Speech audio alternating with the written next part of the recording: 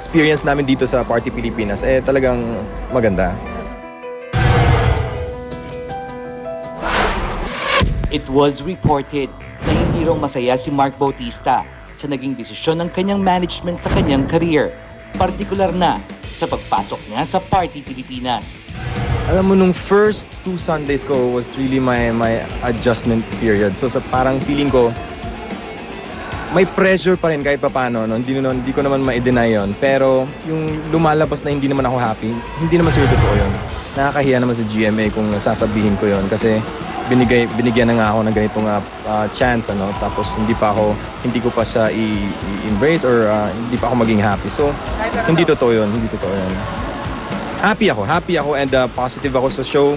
At alam ko marami pang mangyayari in the near future. Nagsalita na rin ng Viva Management sa nasabing issue. Wala kasi, honestly, tinanong ko siya this week kasi nga I've been reading. Also, medyo na-concerned din ako. So, I have to know, diba? Tapos sabi niya, wala po. I'm very happy. Tapos sabi ko, okay. At nakausap din ni Rachel, hindi na sinabi sa kanya. So, I guess, diba, hindi naman, kung ako binabawa niya si Rachel, hindi naman niya babalagay sa kaibigan niya. Malaking bahagi nga ba ng adjustment kay Mark ang pakikisama dahil wala pa itong ka-close sa cast ng Party Pilipinas?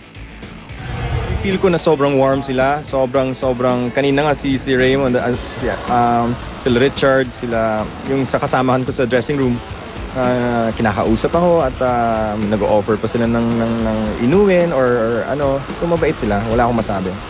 Pero ngayon, masaya raw si Mark na kumpirmadong kasama na rin sa cast ang kaibigang si Rachel Ann Go. Ako naman, happy ako for her kasi una-una, syempre may mga kasama din akong, alam mo yon, familiar na matagal ko na rin nakakasama. And at the same time, happy ako dahil, alam mo yun, pareho kaming mag-grow dito sa GMA at pareho kaming, alam mo yun, yung experience namin dito sa Party Pilipinas, talagang maganda. Ayan, klarong-klaro sinabi niya. Masaya siya.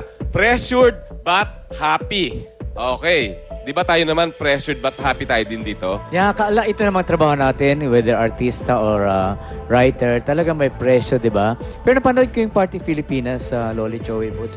Mukhang masaya naman siya. Everyone's wala happy. nang kakwenta-kwenta yung pinag-uusapan natin, no? Ano masasabi mo, Joey? Hindi ako happy. Ito pinag-uusapan natin. Dahil alam kong happy siya eh. Dahil bukas, ang saya ng Party Pilipinas. Actually, umattend pa kami ni Parembik. Nga. Masaya bukas Party Pilipinas. Hindi, kaya nabanggit niya yung pressured. Kasi galing ka sa ibang At saka bago yung show kasi, di ba? ibang kampo. Oo. Naninibago ka, parang nahihiya pa siya siguro. Pero happy yung tao. But pressured. Hindi ko Okay lang yung pressure, di ba? Dinagdagan nila. Hindi, siguro yun ang feeling niya. Pero happy yan. No, so no problem. So, ikaw na magbasa niyan, Joey. So, everybody happy. Ikaw ba, Loli, tingin mo, happy kaming tatlo na kasama ka namin dito? Oo naman, no? Kita-kita sa mga mukha niyo. Okay. Mga kaibigan, may init pang issue. Panoorin sa aming Team Pacquiao. Aba, Pacquiao na to. Tachita! Hey! Aljar Bredica, the next concert king! Kukurunahan namin siya ng tanong. Especially from Team Pacquiao now! Naging successful ever ang birthday concert ni Aljor. Kaya naman posibleng masundan pa ito. Ayun nga po, nakakatuwa pong isipin na yung ibang mga producers lumapit po, gusto nilang i-tour yung concert, hindi lang dito sa Metro Manila, kundi sa mga provinces pa. Sabi ko, sige, game ako. So, pinag-uusapan nila ngayon ng PBL, sana matuloy.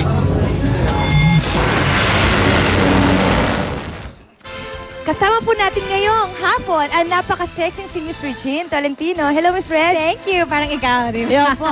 Miss Reg, may worthwhile activity daw kayong ibabahagi dito sa Sarto ngayong summer. That's right. In-invite ko lahat ng mga kids and teenagers out there para naman maging masaya ngayong summer at marami kayong matutunan. At the same time, meet new friends. Ito na ang Ultimate Summer Dance Workshop at Regine's Dance Studio brought to you by Darlington and Exped Socks. Nako, pang 6th year na namin ito. We teach all these different types of dance with the special participation of the maneuvers. Kasama rin dito ang speed dancers at marami pang ibang celebrities na magbibigay ng tips. Hindi lang po sa pagsasayaw, kundi pati na rin sa host hosting and modeling. Kaya naman, masayang-masaya ito dahil ang aming culminating ceremony may grand fashion show and dance concert ito sa Market Mall on May 13th. Opo. At enrollment is ongoing. We start on Monday na, so April 12 and April 13th ang last days of enrollment. So you guys can call us at 723-8289 or 0916-552-7118 for more information. Tapos last and not the least, syempre meron din kaming site where you can get all of the schedules. www.reginesdancestudio.multiply.com or www.reginesboutique.multiply.com. Ayan, sali ka. Oo, sali ako. Pwede Sayo dyan? ka? Oo. Alright, thank you, Miss Reg. Okay, huwag palampasin ang mga kwento ng mga Pinoy OFW all over the world. OFW Diaries at may kwentong Pinoy overseas on April 16 pagkatapos ng saksi. Maraming salamat at abangan ang resulta ng aming Sapul sa Pol.